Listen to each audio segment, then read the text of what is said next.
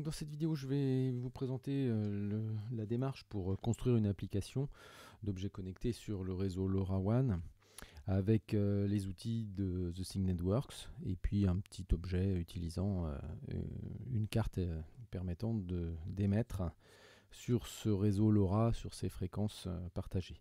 Alors ici, The Sync Networks, on est sur un réseau collaboratif, c'est-à-dire que plusieurs passerelles, des gateways vont être mises à disposition par tout un réseau d'utilisateurs et on aura donc des services gratuits avec certaines limitations, mais déjà très intéressants au niveau pédagogique pour développer, tester et mettre en place des solutions d'objets connectés. Alors, dans l'idée d'application, on va avoir besoin de gérer l'application dans un profil et on va utiliser pour cela une console. Donc, pour créer un profil, c'est tout simple, il suffit de se connecter. Login, password, et puis c'est parti, accepter les conditions d'utilisation. Et c'est gratuit. Après, pour d'autres prestations, on va passer sur un service de The Sync Stack. Ici, c'est la Community Edition, celle qui est gratuite. Et il y a d'autres propositions payantes avec un peu de service derrière. Donc pour nos projets en initiation, on va avoir tout ce qu'il faut pour expérimenter, mettre en production des solutions d'objets connectés avec dans la console de gestion donc The Sync Stack Community Edition qui est une évolution de The Sync Networks avec The Sync Stack là, qui a été créé en 2021, fin 2021, début 2022. Et donc ça va nous permettre de mettre en place des gateways dont on est propriétaire matériellement, et on va avoir une communauté là, de gateways qui va partager la réception des messages. Donc on est sur cette solution dite ouverte, open source. Donc ici j'ai pour le test une gateway connectée. Ici j'ai enregistré aussi une gateway du lycée Bréquigny qui me permet de voir ce qui se passe. Donc si je regarde ici sur cette gateway, on a quelques données et on voit qu'elle est en train de se connecter régulièrement, à peu près toutes les minutes, pour faire le bilan des informations récoltées. Donc ça c'est la partie réception. Ici je vais avoir les live data qui circulent, pour l'instant il n'y a pas beaucoup de trafic. On pourra les voir ici, donc complètement cryptés, chiffrés. On ne pourra pas voir passer d'informations. Côté application, donc pour le parti client, ce qu'on va essayer de faire, je vais vous montrer comment ici, dans le cadre d'une application que j'ai appelée formation, application formation break, ajouter des objets, ici ce qu'on va appeler des end devices, visualiser les datas qui vont passer avec le live data, mettre en forme le payload. Alors le payload, c'est la partie pertinente de la trame. On enlève tout ce qui est habillage, timestamp, fréquence et autres, et on a la donnée. Donc ça, c'est le payload. On va avoir des outils pour les traiter, les récupérer, et puis les stocker dans l'étape suivante, qui sera l'intégration. L'intégration, on va trouver plusieurs services, soit du MQTT, donc un service plutôt orienté télémétrie sur un serveur perso, ou un webhook où on va trouver plusieurs possibilités de relier nos données de The Sync Networks vers des services. On retrouvera AWS, Azure, LoRa Cloud, donc il y a beaucoup de propositions ici, on peut vraiment faire le lien vers beaucoup de services. Alors, je reviens ici au end-device. On va regarder un petit peu ce qu'on va faire, nous, comme objet. Alors, au niveau matériel, j'ai prévu pour cette démonstration le système le plus simple. J'ai ici le petit module qui est un RF95 avec une puce standard, compatible LoRa, qui accepte les fréquences européennes. On voit ici la petite antenne, donc ça c'est important de toujours mettre une antenne avant de brancher l'appareil pour éviter que les amplis ici débitent sans avoir quelque chose pour dissiper la puissance. Donc toujours sur vos objets, pensez à mettre une antenne, un fil au minimum pour ne pas détériorer les amplis des éléments hertziens. Alors tout ça c'est configuré sur ce système avec une carte Arduino. Donc je mets ici mon programme comme d'habitude. Et il y a une communication par le SPI, donc Serial Peripheral Interface. Et on a toute la configuration, donc ça fait pas mal de fils, mais la documentation est assez simple. Alors les branchements qu'on a fait ici devront être configurés bien sûr dans notre environnement Arduino au moment de la réalisation du programme. Alors pour mon device, je commence par définir les points intéressants de mon appareil. Alors on va avoir ici tout ce qui est adresse, ça c'était attribué par The Sync Networks.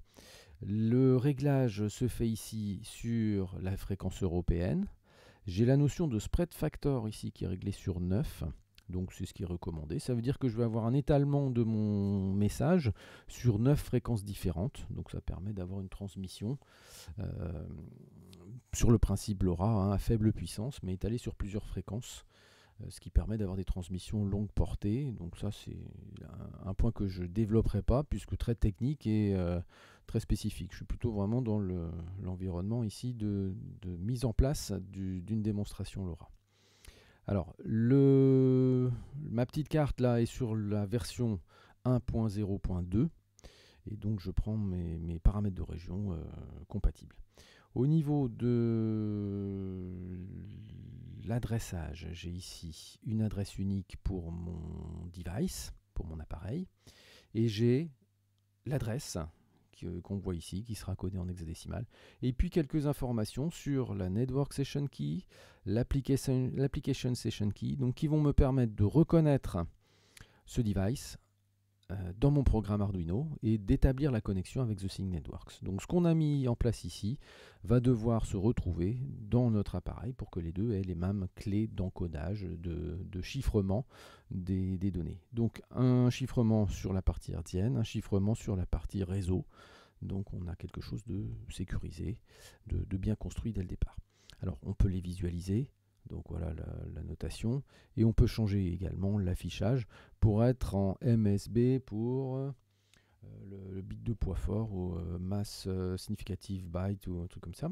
Ce qui permet d'avoir le codage dans le style compatible avec votre programme Arduino qu'on va retrouver. Alors sur l'appareil qui est là, c'est du très classique, très conventionnel. On va retrouver ça sur beaucoup d'autres équipements, des shields Arduino ou d'autres devices LoRa. On va donc utiliser une bibliothèque générique qui s'appelle LoRaWAN Mac in C. Donc il y a différentes versions, je vais vous mettre le lien. Et on va retrouver sur la bibliothèque tout ce qu'il faut pour faire les premiers tests et après développer éventuellement des projets ou des solutions pérennes. Donc ces points-là sont importants puisqu'on va les renseigner dans le programme Arduino. De l'autre côté, au niveau réception, ce sera ici dans le Live Data qu'on va commencer à avoir nos informations arrivées. Et on aura aussi le payload formateur pour pouvoir mettre au point la façon dont on va récolter nos données. Là, on a quelque chose d'assez standard. Ici, si je ne me trompe pas, c'est du JavaScript. On aura les données qui seront le payload qui sera utilisé, et puis on va le mettre en forme pour le renvoyer par cette fonction de traitement. On peut faire des tests, enfin c'est assez complet. On a le General Setting ici qui permet de voir l'ensemble des informations, et à ce niveau-là, notre application est prête, donc application, je vais l'appeler formation, et ici notre end device qui a son adresse et ses données pour communiquer avec The Sync Networks. Côté Arduino, qu'est-ce qui va se passer? On va prendre notre bibliothèque et l'installer. Donc cette bibliothèque, du coup, va se retrouver dans les démos aussi, hein. On a quelques exemples à utiliser. Alors on va retrouver ici, je cherche, voilà, MCCEI, LoRaWAN LMIC Library, ok. On a ici plusieurs tests, plusieurs propositions, et on va commencer par essayer de faire une TTN ABP, donc Authentication by Personalization. J'ouvre mon programme. Donc en gros, ça va faire quoi? Ça va nous envoyer un petit message en texte, Hello World, sur le réseau LoRa, et on va essayer de le récupérer sur The Sync Networks. Ici, on voit qu'il nous demande de compléter le device address, la network key session et l'app session key pour avoir tout ce qu'il faut au niveau de la communication et de l'identification de l'appareil. Alors le programme est assez dense comme ça, mais au final on va changer peu de choses. On a beaucoup de choses là qui vont être initialisées dans le setup. Et au niveau du void loop, ça se limite à ici un OS run once, donc qui va lancer au démarrage la gestion des événements. Et tout ce qui va se passer après au niveau événement va être interprété. Avec une gestion de tous les cas. Ici, on a vu passer tous les transmits, récifs, enfin tout ça, c'est les messages d'erreur qu'on va pouvoir intercepter pour mettre au point. Et globalement, on va travailler uniquement sur cette fonction-là, do send OS job. Alors qu'est-ce que ça fait? Si tout est au point et qu'on est prêt à envoyer une trame, on va faire ici un send tx data to, donc on va transférer les données, et c'est my data, ici le point clé, qui va être le contenu de notre payload. Alors ce contenu, c'est un tableau qui est défini ici au début, que je le retrouve, voilà, il est ici. C'est un tableau d'entiers, donc là en gros ce seront des octets codés sur 8 bits, qui vont permettre, comme ici par exemple, d'avoir le codage ASCII, H, E, L, O, O, etc. etc. Qui va être donc la conversion en ASCII des caractères. Donc un tableau dont on va pouvoir moduler la longueur, on peut mettre du contenu, des entiers, ce qu'on veut, sur ce format-là d'entier. Pour la configuration, j'ai pas mal de choses à changer pour faire le lien entre cet appareil qui va héberger ce programme, et puis ici tous les fill me in que je vais personnaliser. Alors, c'est précisé ici, si c'est pas réglé, il y aura un warning dans la console. La bibliothèque est assez bien faite pour ça. Alors on commence par le Network Key Session. Je vais sur The Sync Networks ici. Alors je vais retrouver sur l'overview, je suis sur mon end device, c'est ça. Voilà, alors Network Key Session, c'est ça. C'est celui-là. Je vais le mettre au format attendu, c'est-à-dire en hexadécimal. Je fais une copie to clipboard. Je retourne dans mon programme. Voilà, j'y suis. Network Key Session, c'est bon. CTRL V, c'est fait. App Session Key, même chose, il faut que je le change. Je retourne ici. App Session Key, je le visualise, je le mets au format adapté. Copy to clipboard. Je retourne ici. Je le colle, voilà.